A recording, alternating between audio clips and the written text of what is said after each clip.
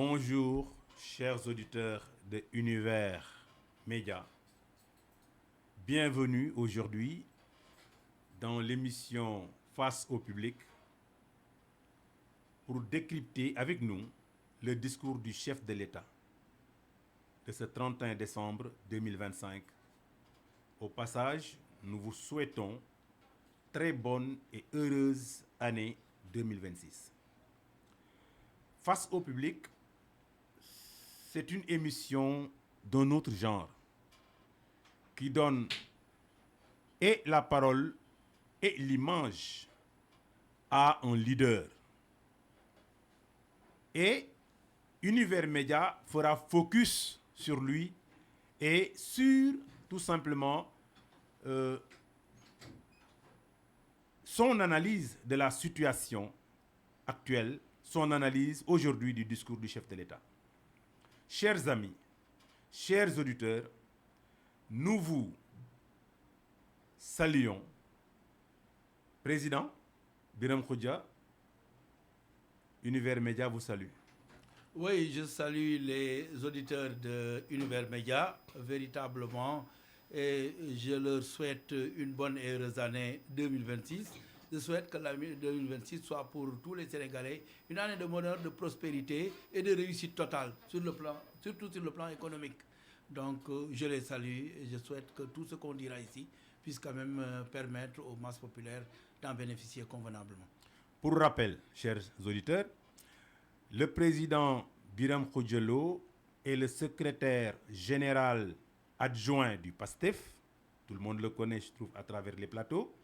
Le président Biram Khoudia est président du conseil d'administration de la Maison de la Presse, connu pour ses convictions politiques, pour son combat aussi pour l'accession du président Bassirou Diomaye Faye au pouvoir et du premier ministre Ousmane Sonko.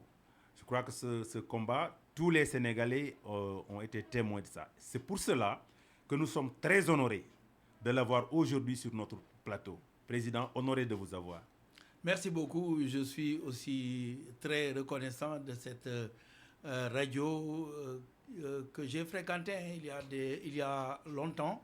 Nous étions dans l'opposition. Aujourd'hui, je suis très ravi de retourner et de faire une émission ici. Surtout, un décryptage du message du président de la République, c'est extrêmement important. Merci. Président, première question. Quelle première impression avez-vous du discours du chef de l'État? Voilà, c'est un discours responsable, un discours bilan, un discours qui parle, n'est-ce pas, de l'aspect économique du Sénégal sur les différents secteurs d'activité. Sur la forme, c'est un discours véritablement qui retrace tout ce qui a été réalisé presque, n'est-ce pas, depuis l'avènement de cette année-là. Et là, nous voyons que véritablement, il y a beaucoup de choses qui ont été faites. Et si vous entrez dans les détails, alors nous allons pouvoir décrypter une à une, n'est-ce pas, les réalisations ou, n'est-ce pas, les aspects sur lesquels il s'est appesanti. De toute façon, après l'avoir écouté, nous avons un sentiment de satisfaction totale par rapport à son discours. Il a eu à citer beaucoup de réalisations, mais ce qu'il faut reconnaître ici, c'est qu'il faut féliciter son gouvernement et à la tête duquel il y a M.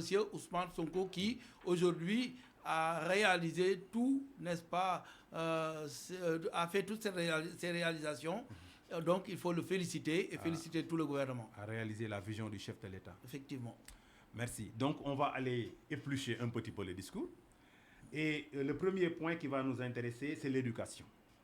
Parce qu'il a commencé par là-bas. Il est revenu sur les ISEP. Il est revenu sur l'orientation vers la science. Il est revenu aussi globalement sur une éducation plus ouverte aux masses populaires. Comment pensez-vous que cette entame du discours orientée vers l'éducation et vers la promotion des sciences surtout, mais surtout sur une chose que le président Macky Sall avait laissée, je le dis, les ISEP, très important, sur lesquels il compte encore réinvestir pour mieux réorienter vers les sciences et vers l'innovation?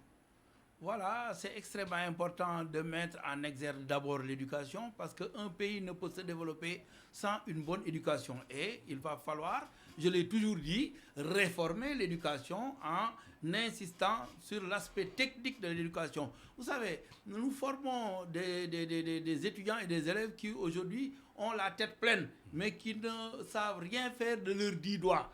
Et je crois que cet aspect-là doit être revu et corrigé. C'est pourquoi je suis très ravi d'entendre le président de la République parler de ça, de ISEC, et tout ce qui touche, ce qui doit véritablement permettre aux masses populaires de se servir de leur éducation. Avoir une éducation, faire des études pendant 10 ans, faire des études pendant 7 ans et ne pas pouvoir, n'est-ce pas, travailler pour son pays, ça dépend du type d'éducation qu'on reçoit. Il va falloir réformer tout ça. Je l'ai toujours dit. Donc, il va falloir insister sur la technique, insister, n'est-ce pas, dès le bas âge. Parce qu'aujourd'hui, il a touché du doigt, n'est-ce pas, l'éducation, mais il n'est pas allé en profondeur dans les réformes attendues par les masses populaires. Parce qu'une éducation, je dis bien, doit être en corrélation avec l'emploi. Aujourd'hui, nous formons des gens qui ne peuvent pas véritablement aller sur le marché du travail ou qui ont des problèmes. Et je veux aller plus loin par rapport à cette éducation-là. Parce qu'aujourd'hui, nous assistons à des grèves. Moi, j'ai dit qu'il y a une solution. Parce que nous avons combien d'entreprises aujourd'hui qui doivent pouvoir, n'est-ce pas, permettre aux étudiants d'aller à l'université et en même temps dans les entreprises. Avoir un temps pour l'université et un temps pour l'entreprise. L'étudiant pourra avoir, n'est-ce pas, une rémunération qui lui permettra, n'est-ce pas, de subvenir à ses besoins. Si on arrivait, n'est-ce pas, à cette corrélation, ça va permettre d'abord de régler ces questions de bourse, n'est-ce pas, qui ne peuvent pas servir à grand-chose aux étudiants, mais on leur donne une bourse d'entreprise qui leur permettra quand même de satisfaire leurs besoins. Et en même temps, ils pourront apprendre, n'est-ce pas, à travailler. Mais à chaque fois qu'ils déposent, on demande une expérience d'une année, deux années, alors qu'ils n'ont jamais mis pied dans l'entreprise. Et c'est ça qui les bloque. Donc tout cela doit être réformé. Merci, Président. Mais ne pensez-vous pas que le Président, par exemple, aurait pu un peu s'appesantir sur les crises universitaires, jeter un clin d'œil à la situation des étudiants et on peut leur dire que ces crises, lui et son gouvernement, ils ont des solutions pour ça et qu'ils vont s'y atteler dans les plus brefs délais. Nous ne l'avons pas vu insister là-dessus. Et ne pensez-vous pas que ça aurait dû être quand même un volet important du discours du président, d'autant plus qu'on a vu que ces crises très importantes ont perturbé le landerneau économique et la vie quotidienne des Sénégalais, surtout ceux qui vont aller travailler en ville pendant des semaines. Ne pensez-vous pas que c'était assez important pour qu'ils s'arrêtent et jettent un coup d'œil tout simplement à l'université et tout simplement un jet de solutions provisoires en attendant que la situation vraiment puisse être définitivement derrière nous? Alors, je l'ai écouté attentivement. Il a brossé tout simplement le problème de l'éducation. Mais vous avez parfaitement raison de dire qu'aujourd'hui, nous vivons une situation de perturbation de l'université.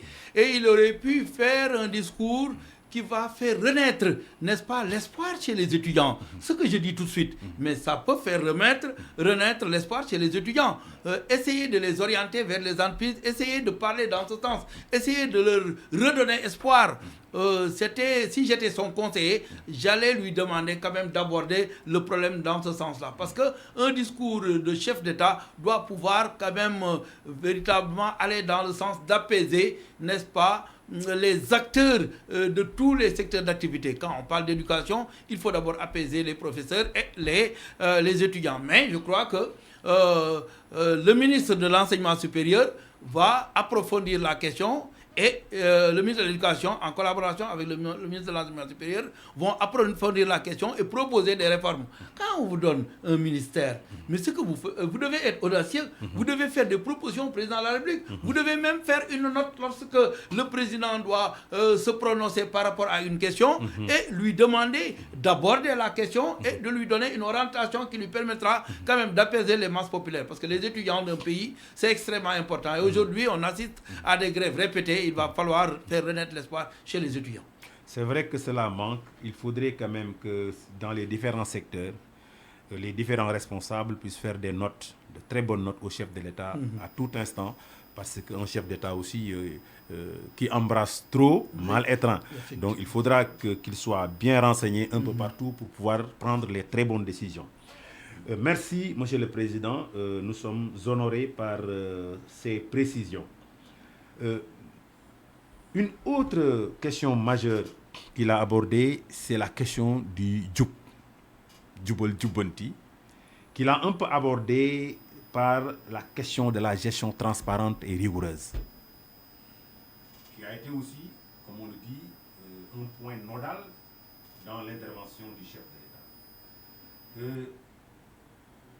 Est-ce que vous pensez qu'il n'est pas temps, par rapport à la façon dont cela a été fait jusqu'à présent, d'aller mettre les gens en prison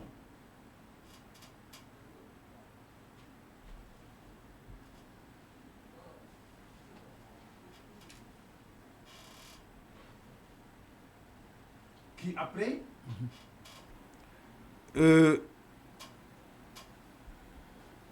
par exemple, on a vu des accusations de personnalités qui ont été jetées en prison. On a vu aussitôt qu'ils sont en face du juge, qu'ils sont soit relaxés, soit par un arrangement mis sous bracelet électronique. Et nous savons très souvent, comme on dit chez les Wolof, il fallait de rétablir.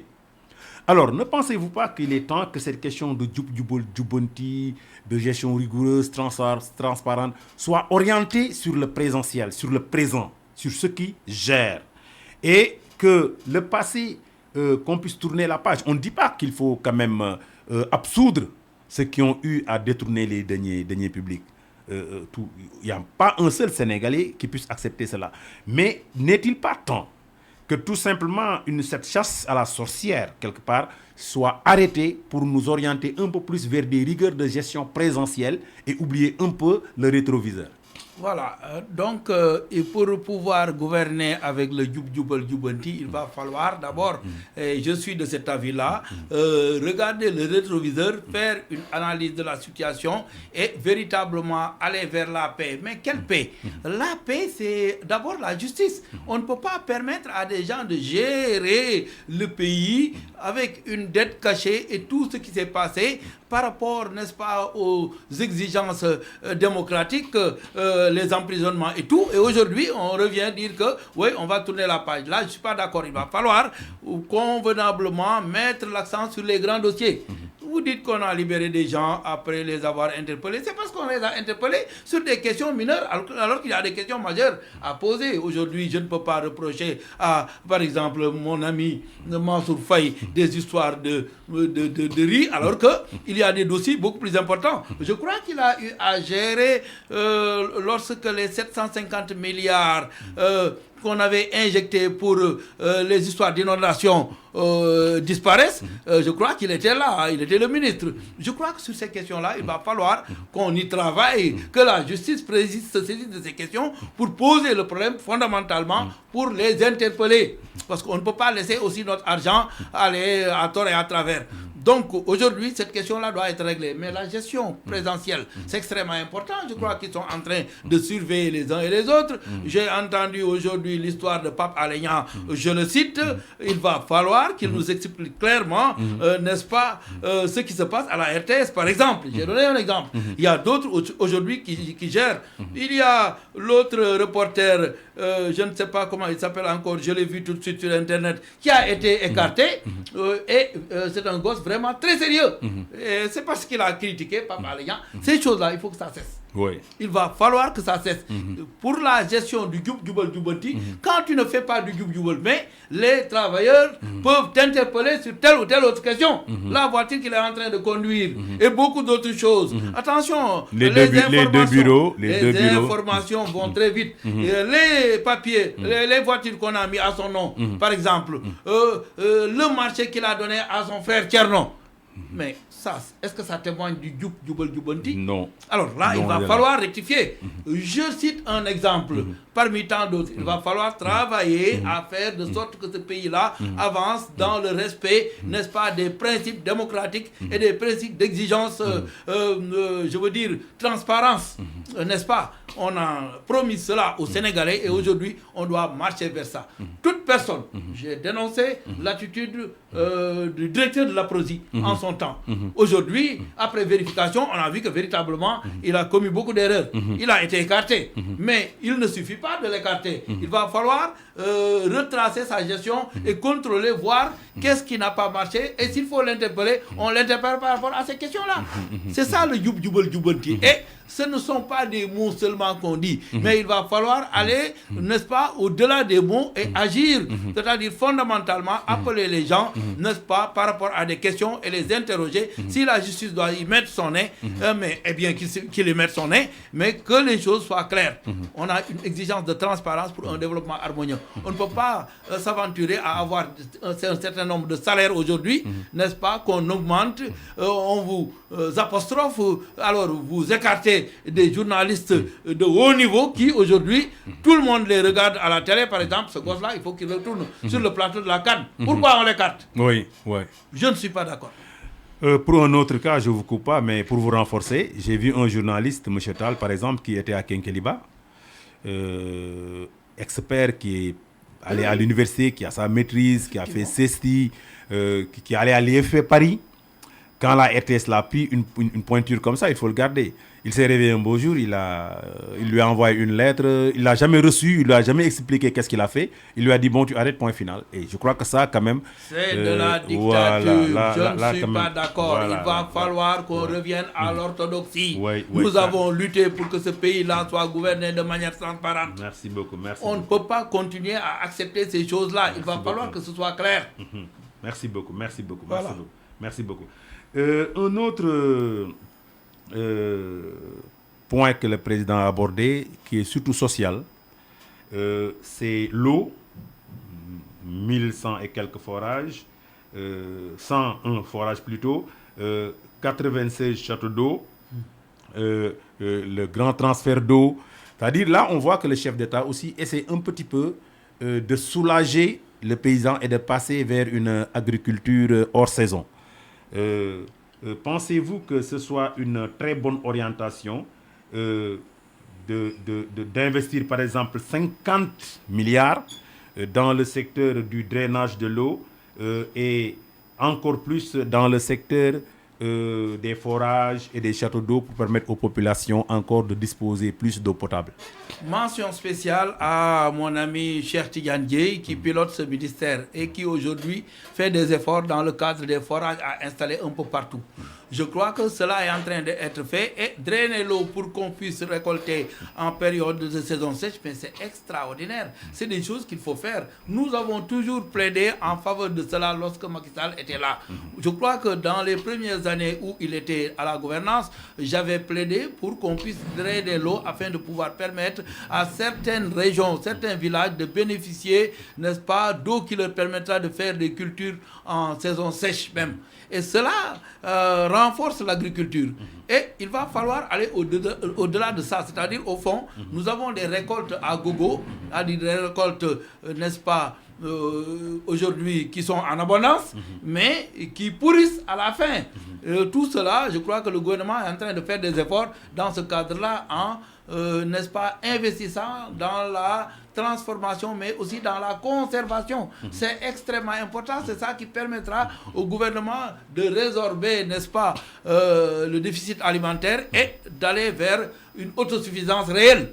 Et je crois que le président en a parlé et nous félicitons le ministre de l'Agriculture et tous les ministères qui œuvrent dans le sens de l'autosuffisance alimentaire. Parce qu'un pays, s'il ne peut pas se nourrir, il ne peut pas aller loin. Et il va falloir travailler à investir dans ces secteurs d'activité. Il a cité beaucoup d'emplois qui ont été créés. Je crois que ces emplois peuvent être multipliés par 2, par 3 si aujourd'hui le système de drainage de l'eau se fait correctement. Et je crois crois que là, nous félicitons le gouvernement d'Ousmane Sonko qui œuvre, n'est-ce pas, pour pouvoir quand même sortir le pays de ce bourbier-là dans le cadre de l'agriculture. Je l'ai toujours dit. J'ai dit que le secteur primaire est un secteur qu'il faut fondamentalement travailler pour qu'on puisse quand même avoir l'autosuffisance alimentaire. L'agriculture, la pêche et l'élevage sont un secteur qu'il faut, n'est-ce pas, encadrer parce que ça peut produire beaucoup de richesses et aller vers la transformation et la conservation.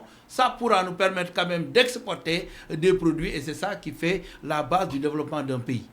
Mais ne pensez-vous pas paradoxal qu'au moment où le président parle de drainage, d'agriculture, d'eau, que les zones où on a de l'eau à des profondeurs véritablement très très acceptables, à des zones très peu profondes, par exemple la zone des Niayes, au moment où on est en train, par exemple, l'habitat est en train de prendre et de conquérir la zone des Niayes, et que l'État laisse faire, ne pensez-vous pas paradoxal qu'on puisse parler encore de grands transferts alors que les zones dont on dispose déjà et les zones qui ont de l'eau, on ne fait pas assez d'efforts pour les sauvegarder?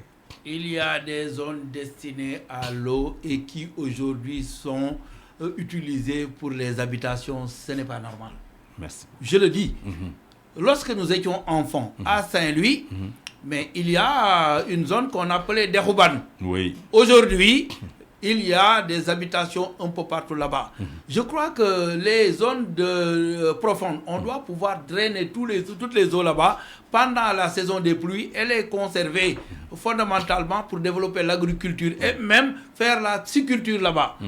Cela est possible, il y a des experts qui peuvent nous permettre quand même de travailler dans ce sens-là. C'est toujours le secteur primaire, il faut développer l'agriculture, mais aussi l'horticulture et tout ce qui permettra quand même d'avoir, n'est-ce pas, des denrées de qualité. Et cela est fondamental. Aujourd'hui, on doit travailler à asseoir tout cela et il faut lutter contre les habitations qui créent des problèmes au gouvernement. Je crois que quand vous allez à 24 par exemple, c'est à 1 kilomètre de la mer, mais on a des inondations à n'en plus en finir. Alors, pourtant, on peut faire là-bas un bassin, n'est-ce pas, qui va récupérer toutes les eaux venant des parcelles assainies et qui permettra au moins, n'est-ce pas, d'irriguer en période de saison sèche ou d'avoir une bonne eau ou même aller jusqu'à transformer cette eau-là pour en faire une eau potable. Tout cela, c'est des initiatives que nous pouvons prendre et je crois que le ministre Cheikh Tidiane Dièye est en train de réfléchir sur tout ça. Alors, c'est ça qu'il faut encourager aujourd'hui. Merci beaucoup, merci beaucoup. Il a aussi abordé la question de l'électricité.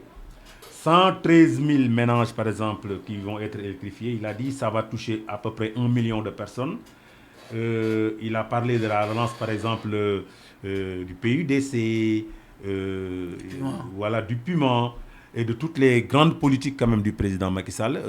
Pour moi, c'est louable parce que quand même l'État, c'est une continuité. Quand ton prédécesseur pose des actes concrets et efficaces, il faut suivre le pas. Il ne faut pas avoir le complexe à suivre le pas. L'État est une continuité, mais continuer, n'est-ce pas, un projet en ignorant tout ce qui était entrave, n'est-ce pas, pour n'est-ce pas, le développement de ce projet. Par exemple, on nous a parlé de DAC. Où sont les DAC?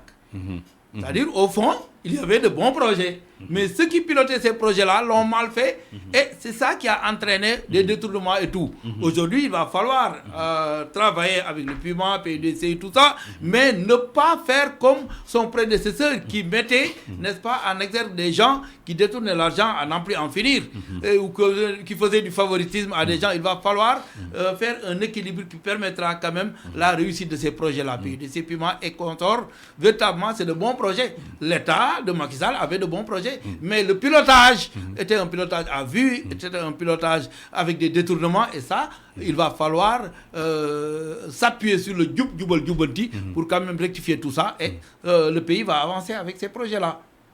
Merci. Et quand on parle Birame. de 1 million, il a parlé de 1 million, il a parlé de l'Internet aussi. Ouais. Aujourd'hui, on est à l'ère du numérique. Véritablement, si on a 1 million de mélanges qui bénéficient de l'Internet, singulièrement les écoles, les universités et toutes ces organisations, n'est-ce pas, éducatives, alors véritablement, cela sera un ouf de soulagement et ça va enlever la fracture numérique entre les villages et la ville. C'est extrêmement important et c'est ça qui développe un pays.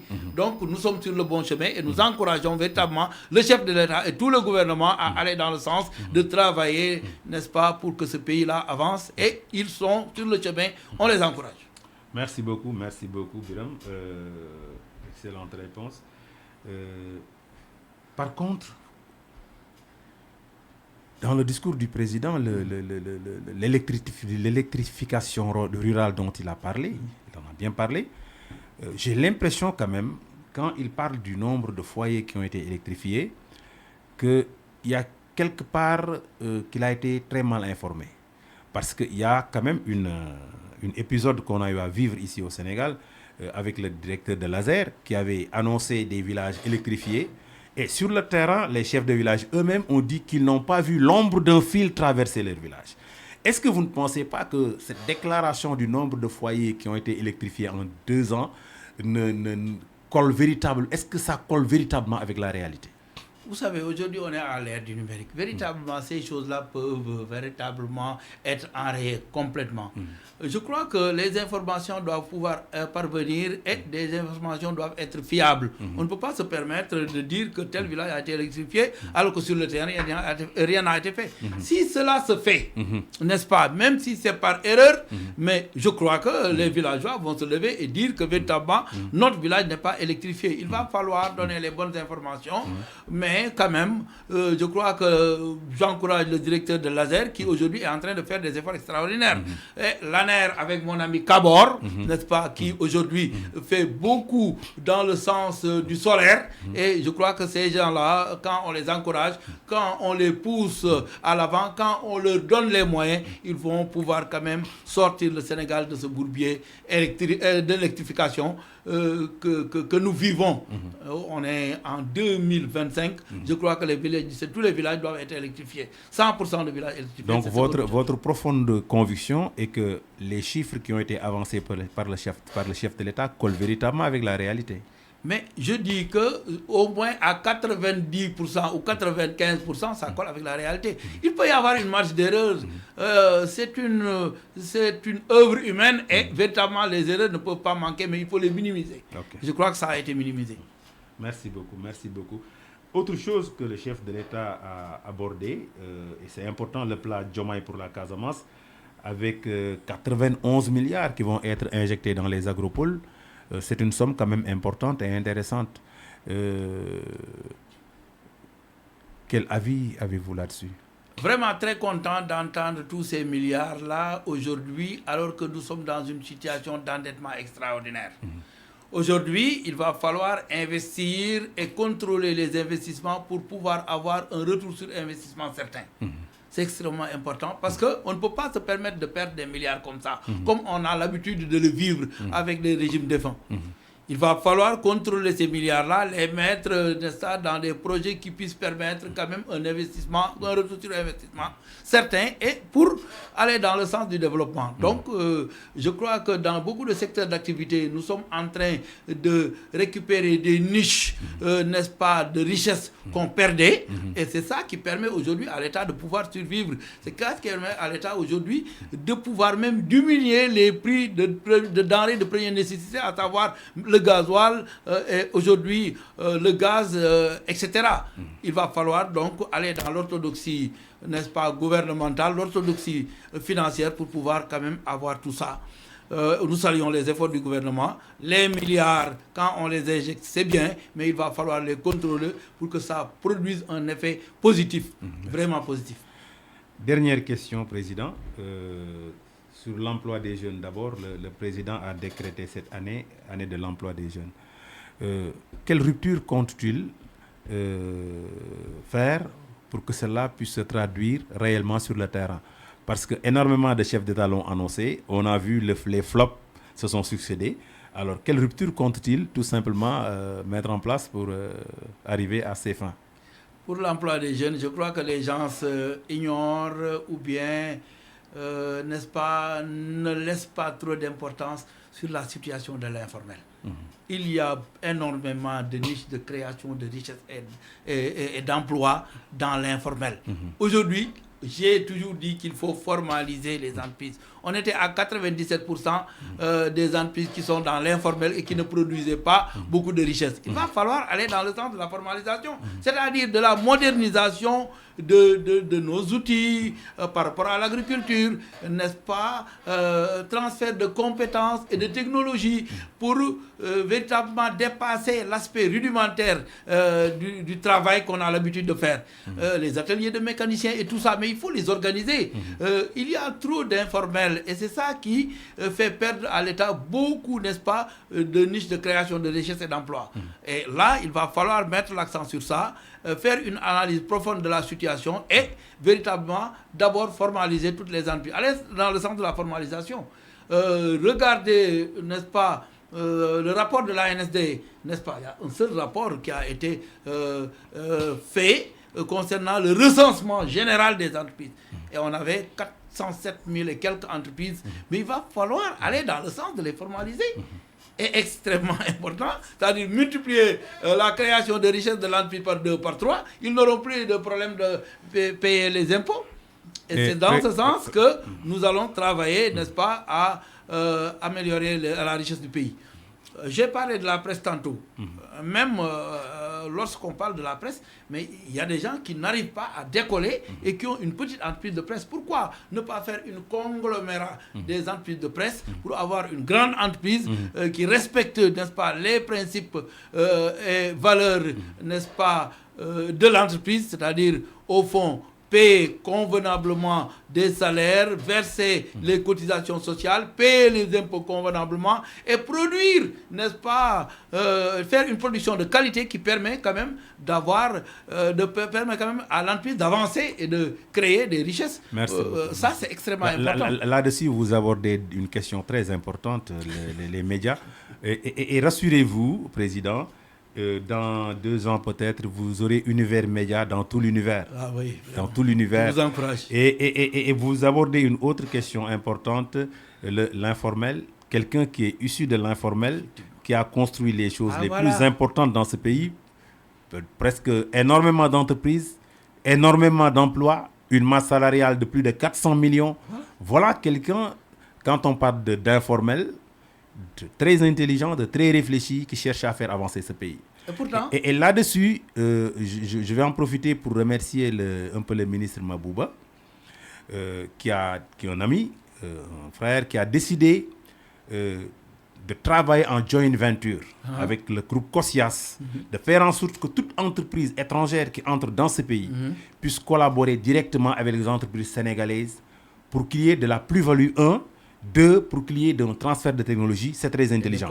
Par contre, quand, en tant qu'observateur, nous voyons notre autre ami, Serigne Diop, avec l'entreprise de montage de véhicules militaires, s'installer sans travailler vers la joint venture, alors qu'on a vu CCBM Industrie qui a monté déjà en 2019 des véhicules militaires et qui les avait offerts à l'armée, des véhicules de plus de 80 millions offerts à l'armée. Moi, je trouve que ça aurait été bien avec des installations aussi grandes de CCBM à Rufisque, aussi énormes, avec un nombre d'emplois aussi énorme. Ça aurait été bien de faire une joint venture dans ce sens, parce qu'il y a des gens qui sont déjà dans le secteur et qui sont expérimentés. Mais recommencer à zéro avec des étrangers, pensez-vous que c'était une bonne option? Bon, d'abord, vous avez parlé tantôt de l'informel. Un homme, n'est-ce pas, qui a déjà traversé l'informel et qui a eu à formaliser de plus en plus pour quand même avoir une richesse et des emplois de ce genre. Pourtant, il n'est pas issu de l'école sénégalaise. Oui. Je crois qu'il est issu des Dara. Et pourtant, le rapport de l'ANSD l'a clairement stipulé. Nous voyons que notre tradition, notre religion forme mieux, n'est-ce pas, l'homme à l'entreprise que le système français. Très bien. Et pourtant, jusqu'à présent, nous continuons à négliger, n'est-ce pas, les daras, négliger, n'est-ce pas, nos traditions, alors que les gens qui ont réussi, comme Youssou N'Dour, comme d'autres gens, n'est-ce pas, ne sont pas appuyés sur n'est-ce pas, un travail intellectuel ou bien universitaire. C'est extrêmement important. Il va falloir revenir à l'orthodoxie. Merci beaucoup. Donc, Serigne Mboup, je le félicite en passant. Mais ce que vous avez dit est extrêmement important. J'ai parlé de transfert de compétences et de technologies. Une entreprise ne peut pas quitter, n'est-ce pas, la Chine ou quelque part et venir s'installer exclusivement au Sénégal pour travailler, n'est-ce pas, seul. Il faut aller en jointure avec les Sénégalais pour pouvoir leur permettre d'apprécier et d'apprendre, d'avoir la compétence, n'est-ce pas? C'est ça qu'on appelle transfert de compétences et de technologies. Au bout de quelques années, l'entreprise française ou bien l'entreprise chinoise peut quitter et laisser, n'est-ce pas, son entreprise à des Sénégalais qui vont continuer. D'ailleurs, les contrats doivent être signés de cette manière-là. On ne peut pas s'installer éternellement au Sénégal. Aujourd'hui, j'ai l'entreprise GSE qui aujourd'hui travaille dans n'est-ce pas, l'installation d'hangars frigorifiques pour la conservation des aliments, mais au bout de 10 ans, ils ont signé un accord qui leur permet de quitter et de laisser cette entreprise-là aux Sénégalais. C'est comme ça qu'il faut travailler. Et j'incite mon ami Serigne Gueye Diop à aller dans ce sens-là. Je crois que c'est un bon ministre aujourd'hui qui travaille beaucoup, mais il va falloir qu'on lui donne des idées par rapport à ça. C'est extrêmement important. On a Mbaye EMG dans le même registre. Oui. De l'informel formalisé, voilà. Je le salue en passant. De Djabel Sek, de Oumou Group. Donc vraiment, on n'en manque pas de grands leaders qui ont quitté l'informel et qui ont construit quelque chose de solide. Toute dernière question, le temps imparti est presque terminé. Voilà. Donc, Président, dans quelle mesure le discours du chef de l'État, je ne donne pas d'appréciation, c'est à vous que je demande, a été influencé par le différend entre le président de la République et son premier ministre Ousmane Sonko? Cela n'apparaît pas dans le discours. Quand on regarde le discours, c'est ce que je disais à chaque fois. Il y a une divergence d'opinion politique qui ne peut pas influencer sur le travail gouvernemental. On voit que ces deux individus qui travaillent en parfaite collaboration dans le travail administratif et gouvernemental. Aujourd'hui, la divergence d'opinion politique ne peut pas manquer et je souhaite que pour l'année 2026 que toutes ces divergences d'opinion puissent être véritablement anéanties et qu'on puisse aller dans le sens de travailler exclusivement dans, n'est-ce pas, les intérêts. Dans une convergence de points de vue politique pour pouvoir quand même mieux faire avancer le pays. Dans l'intérêt supérieur de tous les Sénégalais. Il faut souligner clairement que cette divergence d'opinion n'influe en rien dans le travail gouvernemental et c'est salutaire. Merci beaucoup. Chers auditeurs, nous voilà à la fin de ce Face au public très spécial.